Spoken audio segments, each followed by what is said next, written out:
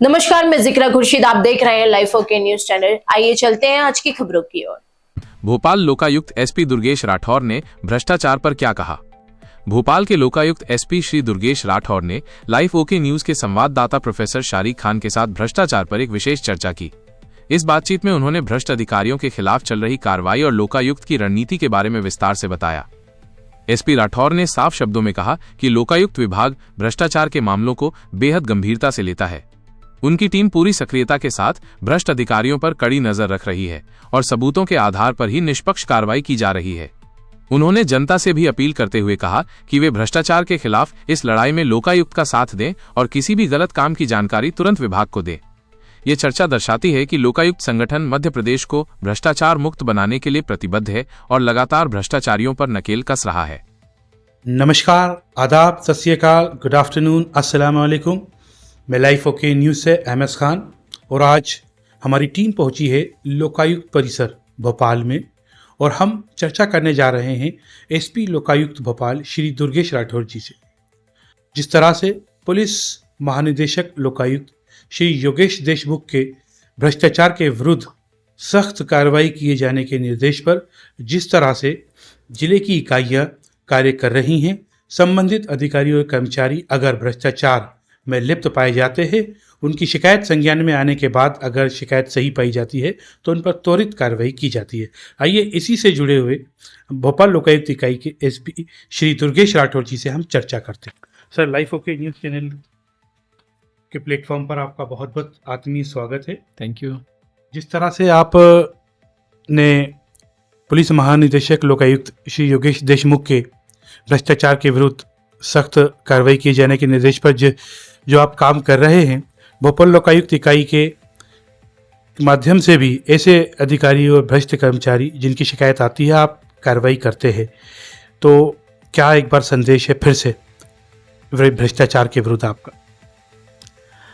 लोकायुक्त संगठन जो है नियमित रूप से भ्रष्ट अधिकारी कर्मचारी जिनके अगेंस्ट शिकायत आती है कार्रवाई करती है। आम जनता से अपील है कि अगर कोई इन्हें इस तरह से परेशान करता है कि किसी काम के लिए रिश्वत की मांग करता है या और किसी तरह का दबाव बनाता है तो यहाँ आकर के सूचना दे और आपकी सूचना को तस्दीक करके उस पर विधिवत कार्रवाई जो है सुनिश्चित की जाएगी।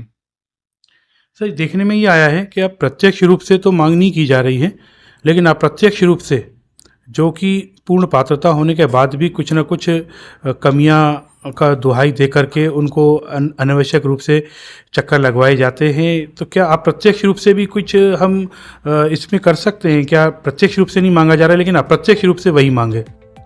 अगर किसी को अप्रत्यक्ष रूप से या किसी तरह का दबाव बना करके या काम में कोई कमी निकाल करके जो है अगर मांग की जाती है तो भी वो आकर के हमारे पास यहाँ सूचना दे सकता है।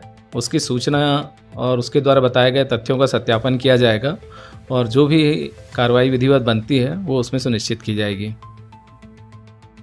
आप प्रत्यक्ष रूप से भी आवेदक यहाँ आकर शिकायत कर सकते हैं और पूरी शिकायत की जांच होने के बाद उनकी पूरी मदद की जाएगी, ऐसा हमारे एसपी लोकायुक्त भोपाल श्री दुर्गेश राठौर जी का कहना है।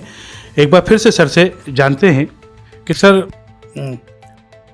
क्या आप संदेश देना चाहते हैं जिससे कि भ्रष्टाचार के खिलाफ जो कार्रवाई की जा रही है उस पर पूर्ण रूप से अंकुश लगाया जाए?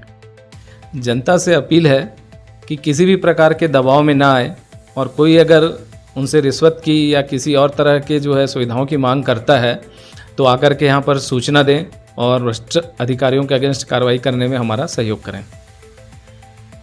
आप हैं एसपी लोकायुक्त श्री दुर्गेश राठौर जी। आपका स्पष्ट कहना है कि जनता किसी भी प्रकार का दबाव ना झेले।